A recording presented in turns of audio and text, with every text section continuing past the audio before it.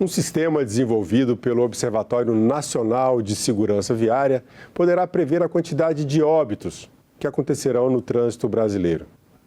Segurança no trânsito é assunto de cidadania e, para falar sobre isso, eu converso agora com o especialista em mobilidade segura do Observatório Nacional de Segurança no Trânsito, Pedro Borges.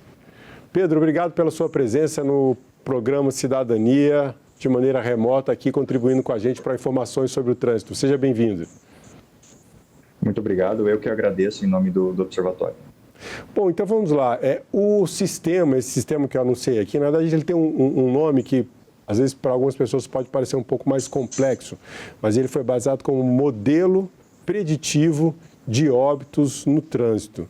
Eu queria que você falasse um pouco sobre isso. Que sistema é esse, né? Como é que foi desenvolvido esse modelo que pode prever a quantidade de acidentes fatais no trânsito brasileiro?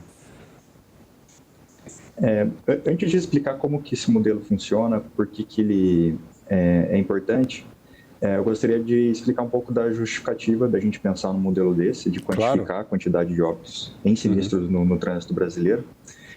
Então, a quantidade oficial de mortes no trânsito, ela é contabilizada pelo Ministério da Saúde, pelo Sistema de Informações de Mortalidade. Esse sistema ele pega declarações de óbitos do Brasil inteiro, de todos os municípios, todos os estados, e é feita essa validação desses dados para que seja somado a nível nacional. Só que o que acontece? Esse é um processo que demora bastante pelo Ministério da Saúde, porque é um grande volume de dados mesmo, para consolidar, para deixar o número bem validado. Então, atualmente no Brasil, nossa última estatística oficial de mortes no trânsito a nível nacional é de 2022, que foi o último dado que o DataSUS lançou. Então, com esse modelo preditivo, o que a gente busca fazer aqui no Observatório? É tentar trazer um diagnóstico um pouco mais recente da quantidade de óbitos no trânsito. Então, com esse modelo, a gente tentou já prever a quantidade de óbitos para 2023. Então, como que esse modelo funciona? A gente testou vários modelos de aprendizado de máquina e alguns modelos estatísticos que não são métodos inéditos, são métodos que já existem para outras áreas, já bem aplicado na área da estatística e na área da computação também. E a gente pegou dados que a gente entendeu que são relacionados ao trânsito e relacionados ao desempenho da segurança viária. Então, a gente buscou, a nível brasileiro, os dados da quantidade, o tamanho da frota no Brasil, pelos dados do Renavan, quantidade de condutores habilitados pelos dados do RENAC, quantidade de sinistros em rodovias federais, qual a quantidade desses sinistros que foram fatais, quantidade de feridos nesses sinistros. Então, a gente buscou esse universo aí de dados a nível Brasil para tentar prever a quantidade de óbitos no trânsito brasileiro para 2023. Pedro, vamos falar um pouco sobre essa ideia sobre esse universo, né, do que a gente está falando. Foi bom você ter puxado para a justificativa, né, do desenvolvimento desse modelo preditivo de óbitos no trânsito. Vamos falar um pouco sobre os números de óbitos no trânsito brasileiro. Eu vou lembrar aqui que em 2009 começou uma campanha, né, da ONU, uma campanha pela segurança, pela década, né, de atenção à segurança no trânsito, né, uma campanha mundial.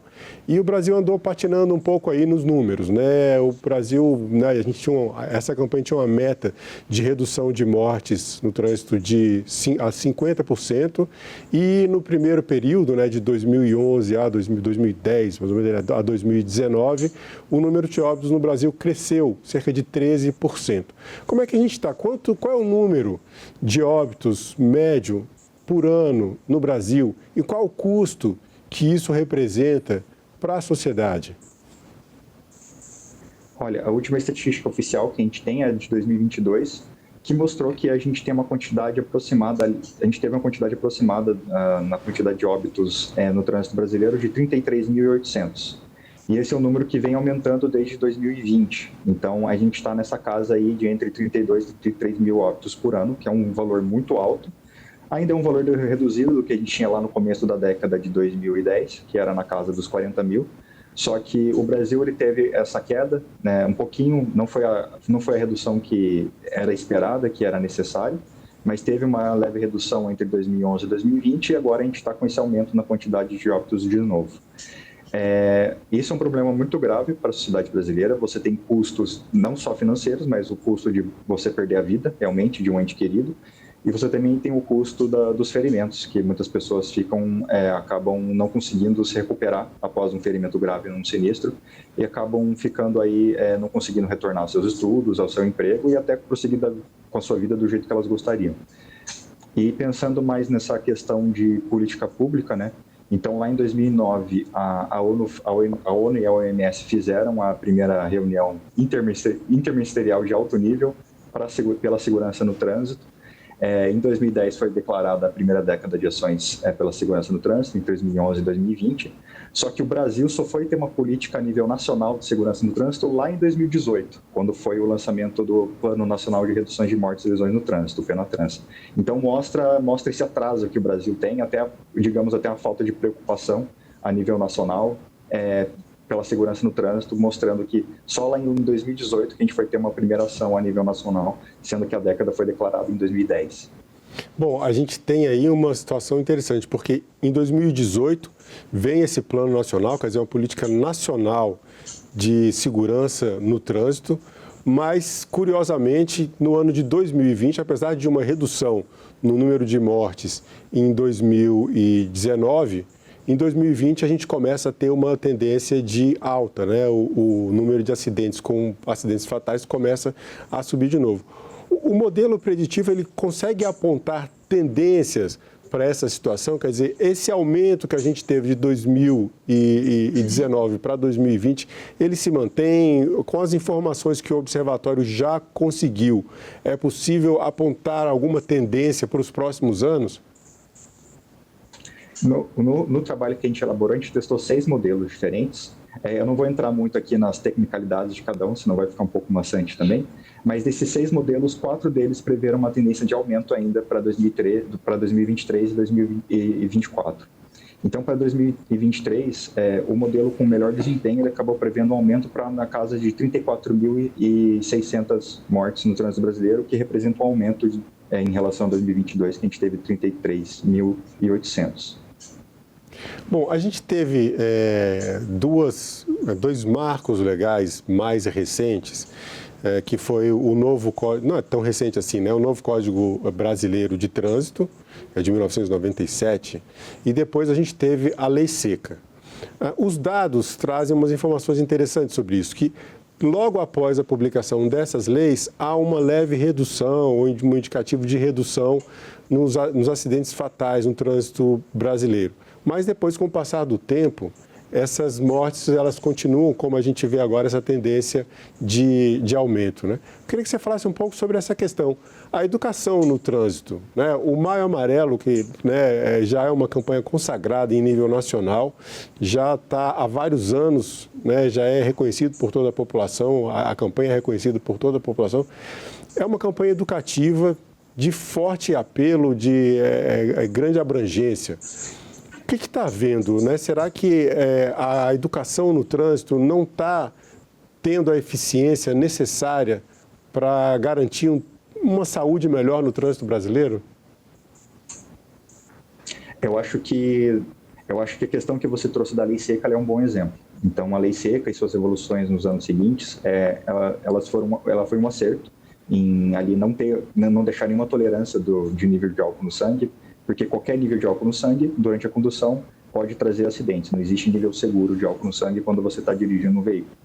E aí entra a questão da educação. A lei ela pode ser perfeita, só que enquanto o motorista brasileiro não entender dos perigos dessa prática, a gente ainda vai ter um aumento na quantidade de mortes no trânsito. Então, a educação ela entra aí nessa questão para tentar levar o novo conhecimento, esse conhecimento de que você engajar com esses fatores de risco no trânsito pode causar a sua morte ou a morte de um próximo. Então, às vezes, não só a mudança da lei ela traz nova fiscalização, mas ela não traz diretamente uma educação para novos condutores e para os condutores que já estão aí praticando esses fatores de risco, né? Então, eu acredito que a educação no trânsito vem sendo eficiente, sim. Só da gente estar aqui conversando sobre isso, só de você ter uma campanha a nível nacional no maio e de você levar essa questão mais para a mídia e para os meios de comunicação, eu já acredito que é um avanço, ainda mais comparando aí com a década passada ou até no começo dos anos 2000. Agora, uma outra questão aqui que é interessante também a gente trazer até como reflexão, né? Uma entrevista publicada recentemente no jornal Correio Brasiliense, da jornalista Samantha Salum, com o secretário nacional de trânsito do Ministério dos Transportes, aponta que há um aumento no número de acidentes nas cidades do interior. O que tem gerado isso? Esses estudos publicados pelo Observatório Nacional de Segurança Viária, esse modelo preditivo, eles trazem algumas respostas, ou pelo menos algumas pistas sobre os motivos, né? O que está acontecendo que esses acidentes estão começando a migrar para o interior brasileiro? A gente não tem estudos específicos sobre isso, mas a gente tem hipóteses. Uma das hipóteses é que nessas cidades de menor porte, com a menor desempenho ali da infraestrutura viária, da fiscalização, eles acabam levando a comportamentos mais de risco nesses usuários dessas vias em municípios mais do interior, mais de menor porte. Porque a segurança viária ela acaba dependendo de vários fatores ali do sistema viário, né? Então, em municípios, por mais que você tenha menor quantidade de pessoas trafegando, menor quantidade de conflitos, muitas vezes esses conflitos podem ser mais graves pelas condições ali das vias ou até da fiscalização presente nesse município. Agora, existe essas variáveis, né, inclusive são apontadas também, né, no relatório, na apresentação desse modelo preditivo de óbitos, segurança viária, a frota de veículos, como você colocou, a quantidade de motoristas, né, com a carteira de habilitação. Mas tem um dado que eu achei interessante, vocês também trazem uma relação do PIB com a quantidade de óbitos que acontece e também fatores socioeconômicos. O que você traz de novidade para a gente sobre esse estudo feito pelo Observatório Nacional de Segurança Viária? Olha, infelizmente a gente não conseguiu trazer nenhuma novidade concreta. A gente realmente testou o PIB a nível nacional para ver se ele era correlacionado com a quantidade de óbitos no trânsito e a gente não conseguiu chegar a um resultado estatisticamente significativo. Mas a gente já observou estudos do IPEA, por exemplo, que buscam correlacionar o cenário da segurança viária no Brasil com o desempenho da economia, só que a gente aqui no Observatório, a gente ainda está tentando chegar num valor mais estatisticamente significativo, então a gente não consegue chegar e afirmar que existe realmente uma relação direta a nível nacional. Só que em outro trabalho do Observatório, o que a gente percebeu a nível local, a nível municipal?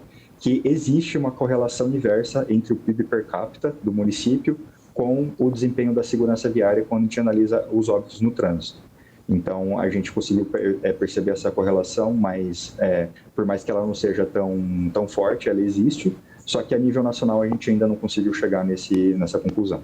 Bom, já é uma informação nova que você traz aqui sobre essa relação. Agora, no que diz respeito a fatores socioeconômicos, o que o estudo conseguiu identificar nessa relação com os acidentes fatais no trânsito? Olha, infelizmente a gente não chegou a nenhum ponto um pouco mais específico, mas o que a gente pode perceber é a questão da exposição no trânsito. Então, a gente percebeu que com maior quantidade da frota, maior quantidade de pessoas dirigindo, você vai ter mais sinistros, e isso não quer dizer que eles sejam mais graves, sejam fatais ou não. E a gente conseguiu perceber também que alguns itens ali da composição da frota podem fazer alguma diferença, mas também não a nível brasileiro. A gente percebeu em outro trabalho a nível local que, por exemplo, regiões do Brasil que têm a maior quantidade de motocicletas na frota acabam tendo uma maior gravidade aí nos sinistros de trânsito. Bom, falando em motocicletas, o número de óbitos com motociclistas tem aumentado significativamente, né? Na verdade, chega a ser quase a dobrar dentro desse período que a gente citou aqui, da década de segurança, justamente na década de atenção à segurança do trânsito. Eu queria que você falasse um pouco sobre isso, mas agora a gente já antecipando aqui ou trazendo um pouco, né, do Maio Amarelo, o que você poderia dizer para os motociclistas em relação aos cuidados para que esses números parem de subir e de preferência caiam, né, que a gente tenha menos óbitos registrados por modelos preditivos como esse desenvolvido pelo Observatório Nacional. Vamos falar um pouco especificamente aqui para os motociclistas. Então, eu vou primeiro trazer uns dados de motociclistas. Então, falando em proporção, né, número percentual, o motociclista é a maior vítima fatal no trânsito brasileiro, baseado nos dados de 2022, chegando a passar de 30% desses óbitos. E o principal grupo de risco que a gente percebe olhando para os dados do Ministério da Saúde é que o principal grupo de vítimas fatais são os motociclistas homens de 20 a 24 anos. Então, o que a gente percebe? Que aumentou muito o número de motociclistas que usam a motocicleta não só para deslocamentos diários, mas para exercer atividade remunerada. Então, entrando na questão da própria economia aí de entregas através de motocicletas. Então, a dica que a gente deixa, eu e o Observatório, a gente sempre gosta de levar a conscientização no seguinte sentido. Não faz sentido você passar maiores riscos com maiores velocidades, usar o celular enquanto você conduz a motocicleta, porque isso não vai te trazer um maior retorno econômico. Isso pode, inclusive, ser ao contrário, pode trazer mais mazelas para você se você sofrer um sinistro ou até sofrer uma morte, né? Então, a questão do motocicleta é uma questão também não só de fiscalização, mas de educação. A gente tem que levar a conscientização de que não vale a pena não usar o capacete, não vale a pena usar o celular enquanto você conduz uma motocicleta, e não vale a pena exceder o limite de velocidade, porque você vai estar economizando muito pouco o tempo em comparação com as mazelas que isso pode trazer para você e para a sociedade, para todos aqueles que estão em sua volta. Esse cuidado é importante a gente lembrar para as pessoas que andam de motocicleta, especialmente os entregadores, né, os motociclistas de aplicativo que estão se multiplicando. A sociedade precisa dessas pessoas, isso ajuda no funcionamento, as pessoas precisam de uma encomenda, de receber uma comida, de receber um alimento ou qualquer tipo de encomenda. Mas a velocidade, nesse caso, às vezes até pela intenção do motociclista de entregar o produto o mais rápido possível, otimizar o seu tempo, melhorar os seus ganhos também, isso não se paga com o custo da vida, né? E um acidente de trânsito ele pode acabar com todo o ganho que você tem às vezes no mês inteiro e sabe lá que tipo de consequências que isso pode trazer. Então a gente pede para os motociclistas, principalmente os entregadores, que tenham cuidado, que pensem primeiro na própria vida e depois no prazo da entrega, que a gente pode esperar um pouco mais para que vocês tenham saúde por mais tempo, né? Pedro, você falou em uso de celular em motocicletas, né? O uso de celular nos carros já é uma coisa absurda, né? É algo que chama a atenção, eu vejo isso no trânsito diariamente, pessoas dirigindo, teclando ou conversando no celular enquanto trafega, o carro não está nem parado, o carro está em trânsito e as pessoas estão usando o celular. Agora você traz isso, que até motociclistas usando o celular, que parece uma coisa, né, até inimaginável, mas de fato acontece também. Falando de segurança no trânsito, fazendo aqui já um pouco do nosso Maio Amarelo. Quais os riscos, né, e o que o uso do celular representa em termos de participação nos acidentes de trânsito no Brasil? Olha, o uso do celular ele entra num universo aí de distrações no trânsito, né? Então, a última vez que eu dei uma olhada ali nos dados de sinistros que ocorreram, que não ocorreram em vias urbanas, ocorreram em rodovias federais, que é a base de dados da Polícia Rodoviária Federal, que tem um pouco mais de detalhes sobre as causas dos sinistros, lá mostrou que quase a maior parte dos sinistros ocorreram por falta de atenção do condutor, e uma coisa que pode causar essa falta de atenção é o uso do celular durante a condução, não só do automóvel, mas da motocicleta e até da bicicleta. Muitas vezes também alguns pedestres podem ficar desatentos ao trânsito com o uso do celular enquanto estão caminhando nas vias, estão atravessando alguma via. Então, toda essa questão de falta de atenção ao trânsito é algo muito grave quando a gente pensa no fator humano. E que outras causas a gente poderia apontar aqui, que outros cuidados pela paz no trânsito, pela segurança, pela saúde no trânsito, você poderia trazer aqui para os nossos espectadores, para a gente melhorar as condições de trânsito e diminuir o número de acidentes, especialmente acidentes fatais ou que deixam vítimas feridas? Eu sempre gosto de trazer a questão do fator de risco, a velocidade. Aqui eu não digo nem só a velocidade em excesso, mas a velocidade insegura. Muitas vezes a gente está dentro dos limites de velocidade de uma via, só que aquela velocidade ela não é segura para aquelas pessoas que estão vivendo naquela via, como pedestres e ciclistas. Então, a velocidade ela é o maior fator de risco quando a gente pensa na chance da ocorrência de sinistros e na gravidade desses sinistros. Então, eu acho que não só nós, como usuários das vias, temos que pensar em velocidades que sejam compatíveis, que sejam mais seguras, mas o próprio poder público tem que começar a pensar em limites de velocidade nas vias, principalmente no ambiente urbano, que sejam compatíveis com a saúde do pedestre, com a saúde do ciclista e com a saúde dos outros condutores também, tanto de motocicleta como de automóvel. Então, eu acho que o Brasil ainda tem que evoluir muito na questão do excesso de velocidade e das velocidades inseguras, para que a gente consiga criar um ambiente mais seguro aí dentro da segurança nas nossas viagens do dia a dia. Um outro ponto que também é apontado como fator de insegurança no trânsito é a falta de manutenção nos veículos. O que a gente pode falar sobre esse assunto para as pessoas estarem um pouco mais atentas à manutenção dos seus automóveis, motos, até bicicletas? Eu acho que a questão da segurança veicular, né? Não, eu acho que você tem a questão das revisões periódicas, da manutenção preventiva dos seus veículos. Eu achei muito bom que você trouxe a questão da bicicleta também. Às vezes a gente foca muito só na manutenção do automóvel e na motocicleta, mas não vê como é que está a nossa bicicleta também, que pode causar sinistros graves, dependendo do tipo de sinistro com a bicicleta. E também tem a questão de equipamentos de segurança nos próprios veículos, que muitas vezes também precisam de uma atenção maior. Então, se teu veículo tem airbag, tem que conferir se ele realmente está funcionando, se ele realmente vai abrir durante um sinistro mais grave, como é que está a questão do cinto de segurança nos veículos. Então, toda essa questão de equipamento de segurança também tem que ficar atento aí para não ter esse problema aí em caso de uma situação mais grave dentro do trânsito. Um outro ponto também, a gente falou aqui sobre o álcool, né, a relação álcool e direção, que realmente não combinam, né? A gente tem também um ponto que é bastante interessante a gente trazer aqui, condições físicas e emocionais da pessoa que vai assumir o volante, que vai pilotar a sua moto, que vai pegar a bicicleta para se deslocar no trânsito. A gente está falando de mobilidade aqui, né? Principalmente para quem vai pegar uma estrada, por exemplo. Você está em condições físicas, está bem descansado. Mas para quem está na cidade, onde acontece, infelizmente, grande parte dos nossos acidentes, as condições físicas e as condições emocionais, no momento em que você assume a direção. De que forma isso pode prejudicar a paz no trânsito, a saúde no trânsito e a segurança de toda a sociedade?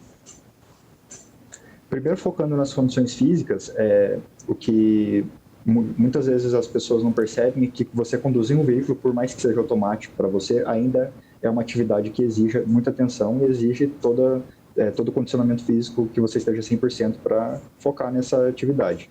Então, realmente, a questão de você não estar com a saúde em dia pode prejudicar o seu desempenho como condutor e até causar aí alguma outra situação dentro do trânsito. A questão emocional ela é muito importante também. Então, motoristas mais agressivos, eles provavelmente vão acabar entrando em mais conflitos dentro do trânsito e esses conflitos podem virar sinistros que podem causar lesões ou mortes, aí, dependendo da gravidade desses conflitos e desses sinistros. Então, a questão emocional é muito importante também para a gente manter aí uma paz no trânsito. Bom, como eu falei no começo da entrevista, segurança no trânsito é assunto de cidadania. E eu pergunto agora, Pedro, para você, na sua opinião, o que é cidadania? Na minha opinião, cidadania, eu acho que além dos direitos, cidadania tem muito a ver com o dever, e o dever de cada um de manter o bem-estar do próximo, que eu acho que tem muito a ver com a questão da paz no trânsito, da segurança no trânsito. Então, para mim, cidadania é isso. Bom, eu agradeço mais uma vez, Pedro, pelo seu tempo, pelas respostas à nossa entrevista. Muito obrigado, eu agradeço pelo espaço aqui para conversar com vocês. Eu conversei com Pedro Borges, especialista em mobilidade segura do Observatório Nacional de Segurança Viária. Acompanhe toda a programação da TV Senado e assine o nosso canal no YouTube. Ative as notificações e receba todas as notícias do Poder Legislativo diretamente da fonte.